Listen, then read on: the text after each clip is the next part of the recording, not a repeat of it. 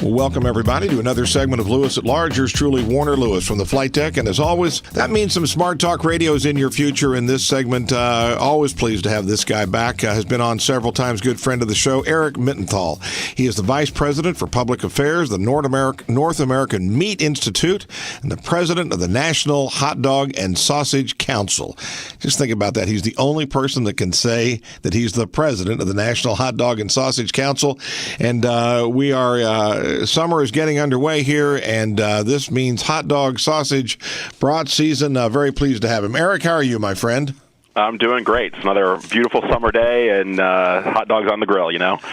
Indeed. A question for you. Again, first of all, let's talk a little bit about the organization for which is the National Hot Dog and Sausage Council, along with, again, the North American Meat Institute. Tell us a little bit about their mission. Sure. The National Hot Dog and Sausage Council, our role is to be the official promoters of hot dogs and sausages as the all-American foods that they are. And then also we bust myths and misperceptions about hot dogs and sausages. Certainly there are plenty of them out there. And so we serve that role as well. And then the Hot Dog and Sausage Council is a part of the North American Meat Institute, supported by hot dog and sausage manufacturers. And then the North American Meat Institute is a trade organization for meat packers and processors around the country who make 95% of the beef, pork, lamb, veal, and veal in the U.S. and 70% of the turkey. So we represent those companies in Washington, D.C. and communicate on behalf of the industry. It's almost amazing, the statistic that Americans will eat 7 billion, that's with a B, hot dogs during between Memorial Day and Labor Day. That is astounding to me. Yeah, it's a lot, and we eat 20 billion a year, so it's a third of the hot dogs that we eat all year long. And Americans love hot dogs, so it's something that we all enjoy throughout the summer. And so you'll probably have several, and it adds up pretty quick when you have such a large population as we do. Well, in 2017, there remained misconceptions about what are in hot dogs. And yes, we realize every hot dog is probably a little bit different. But overall, Eric, what are some misconceptions about hot dogs? And shoot us some straight dope on them. Yeah, well, we just did a poll asking people, are the ingredients a mystery to you? And 72% of people said yes, which isn't surprising. I mean, we know that people kind of have this idea that the hot dog ingredients are a mystery, but unfortunately it's wrong. They're not a mystery at all. That what you see on the package is what you're getting. If you buy a package of hot dogs at the grocery store, the ingredients list is right there on the package, and so that's exactly what's in your hot dog. And certainly there are ingredients out there that may be not as familiar to people, that they're used in all foods that we have. There's always some ingredients that people aren't familiar with. So we created an ingredients guide for hot dogs, and basically if you go to our guide and see an ingredient on the package that you want to know more about, you can search for it in our guide, and our guide will tell you this is what the ingredient is and how it's used in hot dogs and why it's used in hot dogs. So just to provide a little bit more explanation and transparency behind what's in the hot dog and why. What and again, as the president, so to speak, of the National Hot Dog and Sausage Council, what falls into that definition? I mean, there's hot dogs, there's sausages, there's brats. What all falls into that category? Well, a hot dog is a sausage, but a sausage isn't necessarily a hot dog, if that makes sense. So basically, a hot dog fits within the broader category of sausages, much like a bratwurst would fit into the broader category of sausages. And sausages are basically are cured meats that are in a casing or cooked in a casing, and the casing's removed. And hot dogs fit within that category as a type of sausage. Are there, we've talked about this in the past, you've been on several times, but let's review again. Are brats necessarily more popular in a particular part of the country versus hot dogs versus sausages? Is there any kind of geography and hot dog or sausage sales at all, or is it pretty much even across the board? Yeah, there's definitely geography as far as the types of sausages in particular. I think around the country, hot dogs are very popular throughout the country. You'll see in certain areas of the country with hot dogs the type of meat. So beef hot dogs are going to be more popular in the Northeast and Midwest, whereas in the South it's more likely to be pork hot dogs. With sausages, then you see some of the more different types of flavors. So in the Northeast and kind of eastern part of the country, you'll find more Italian sausages. In the Midwest, you're more likely to find the bratwurst. In the South, you might be finding some more spicy sausages like chorizo, or out west similarly as well. So we know that that food has kind of spread around the country, so you can get any of them anywhere, but certainly different regions of the country you can find certain types being a little bit more popular than others. Well, again, the summer, you have Memorial Day weekend, you've got 4th of July, you've got Labor Day that kind of wraps everything up in some ways, so those are logical places. But let's also talk, and I don't want to put you too much on the spot here with statistics, but tell us about the hot dog, the brat, the sausage at and we'll just limit for this discussion, at the professional ballparks, minor and major leagues. My gosh, what kind of numbers do you have for those? Yeah, they remain very popular at baseball games, both minor and major league. We track just major league only because there are so many minor league teams out there. It's a little tough to keep track of. But this year we found that fans are going to be eating 19 million hot dogs and 4.1 million sausages during the course of the Major League Baseball season. So that's enough to reach from AT&T Park in San Francisco all the way to SunTrust Park, the new ballpark in Atlanta. So it's a long way of hot dogs if you put them all together. And the Los Angeles Dodgers remain the team that sells the most for the last several years. They have been the champion hot dog team. This year they're estimated to sell 2.5 million hot dogs, and the iconic Dodger dog is just a classic that people go to the game to and specifically enjoy the Dodger dog. So, and again, I'm very keenly aware that you work for the North American Meat Institute. So, therefore, does that mean you would not track any kind of sales on any kind of sort of plant-based, so to speak, or non-meat-based hot dog or hot dog, so to speak, imitator? We do not track that, and in fact, the plant-based items are technically not even hot dogs. By definition, hot dogs and sausages contain meat.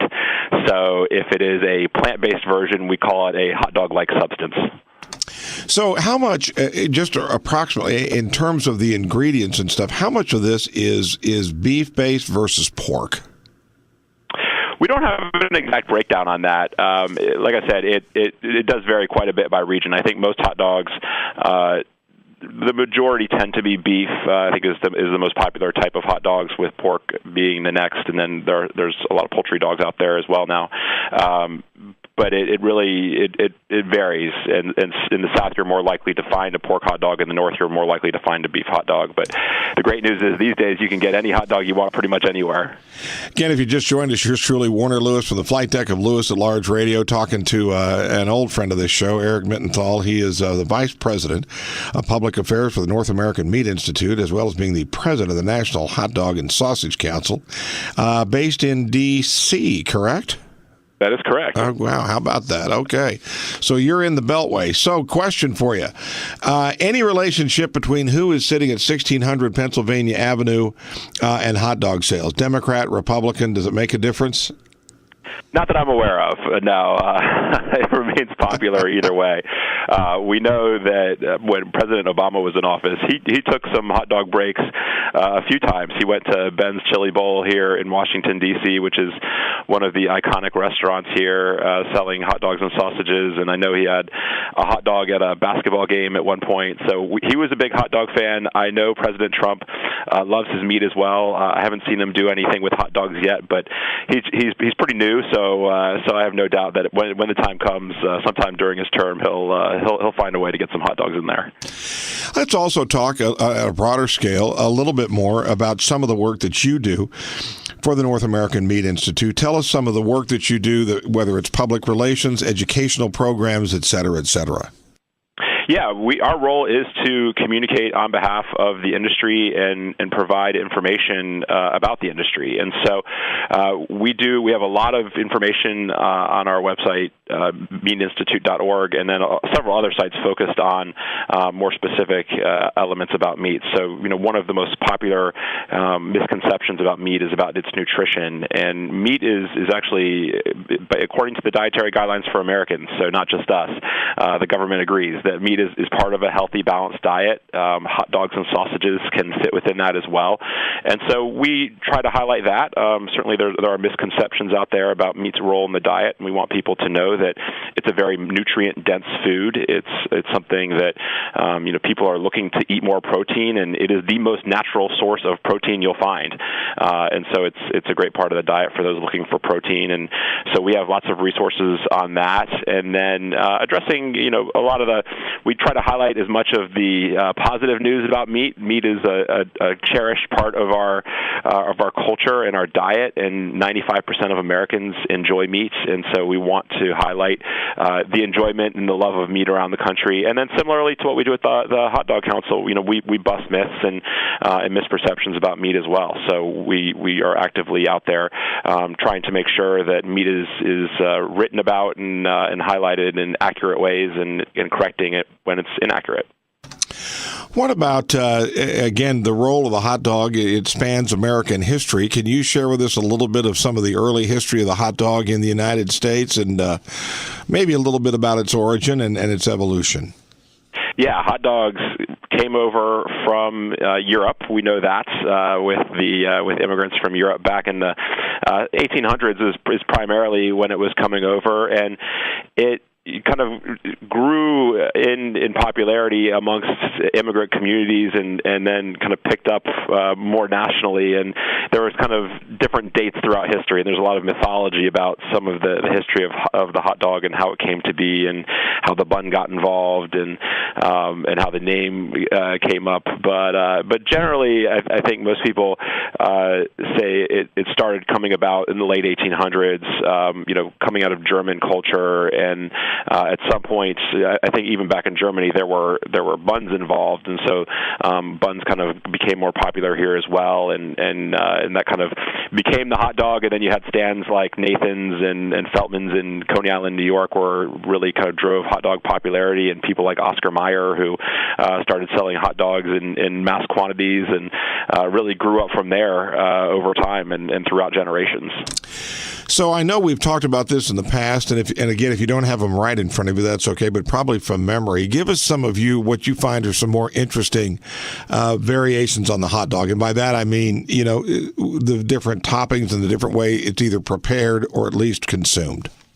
Yeah, no matter where you are in the country, you'll really find different regional varieties of hot dogs. And so one of the really enjoyable things I like about my job is that when I go to a different part of the country, I always can try the local hot dog. I like hot dogs a certain way, but I love trying hot dogs of the local culture and what's popular in different areas. And so no matter where you are, your hot dog is going to be just a little bit different than what you're used to. And that's always fun to try out some of the new varieties and different varieties that are out there that you may not have been exposed to in the past. But certainly you have, in New York, you'll get a hot dog with steamed onions and yellow mustard. In Chicago, it's much more topped with a lot of toppings. It's got your mustard, your relish, your onion, pickle spear, sport peppers, tomato slices, some celery salt, and then a poppy seed bun. Out west, you're going to be getting a Sonoran dog, which is a hot dog that's grilled and bacon wrapped and topped with pinto beans and onions and peppers and mayonnaise and salsa. And so it really varies quite a bit. And local cultures have really made those hot dogs locally very popular. And so it's fun to try the different ones. Well, this is probably, and again, as the president of the National Hot Dog and Sausage Council, step away from your own personal preference, but let me ask you this question. Is it legal to put ketchup on a hot dog? If you are under the age of 18, it is legal for you to put ketchup on a hot dog. We have a whole hot dog etiquette guide, and so we say that if you're under the age of 18, it is legal. I think in the city of Chicago, they would disagree and say it is never legal, but we say we'll give you through childhood, and then once you hit that 18 and you can vote, it's time to vote off. Oh, my. Glad we got that settled. You heard it here. Maybe you didn't hear it here first, but you certainly heard it here. Our guest has been Eric Mittenthal. He is scholarly indeed. He's the Vice President of Public Affairs at the North American Meat Institute and the President of the Hot Dog and Sausage Council. Eric, there's a variety of places for people to find out some more information, so let's do that.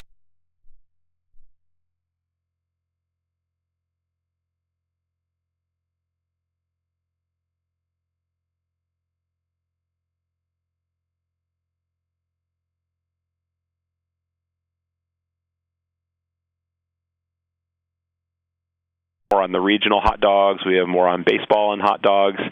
We have a whole restaurant guide to show if you are in a certain area and want to know what hot dog restaurants are in your neighborhood or where you're traveling. Our guide will show you, and everything you want to know about sausage and its history is all there. So I would strongly encourage folks to go check that out. Check out our ingredients guide as well on hot-dog.org. And then if you want to know more about North American Meat Institute and the work we do, it's meatinstitute.org, and we have tons of information there as well, and it'll tell you anything you want to know about meat. Wow, that covers it for sure. Again, very pleased to have him, Eric Mittenthal, Vice President of Public Affairs at North American Meat Institute. Eric, have a hot dog and brought-filled summer, and very pleased to have you on. Would love to have you on again. Happy to, and I will definitely be eating my fair share of the 7 billion hot dogs.